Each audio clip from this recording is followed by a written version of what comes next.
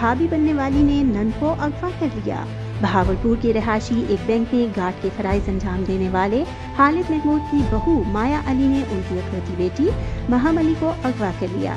खालिद महमूद के बेटे काशान महमूद ने माया अली से पबजी गेम के जरिए राब्ता कायम किया था। शादी के 3 माह बाद ही माया अली मुबैना तौर पर घर के जेवरात और नकदी चोरी करके महम अली को अगवा करके फरार हो गई। 3 साल कबल काशान महमूद हर वक्त मोबाइल पर पबजी गेम खेलते थे। उनकी एक दोस्त की अहलिया ने उन्हें माया अली के साथ गेम खेलने की तजवीज़ दी। 2 नवंबर को माया वॉक करने के बहाने अपनी नन महम अली 8 तोले जेवर और 1 लाख रुपए लेकर फरार हो गई। कैमरों की रिकॉर्डिंग में माया को जबरदस्ती अपनी नन को सफेद रंग की गाड़ी में बिठाते हुए देखा गया।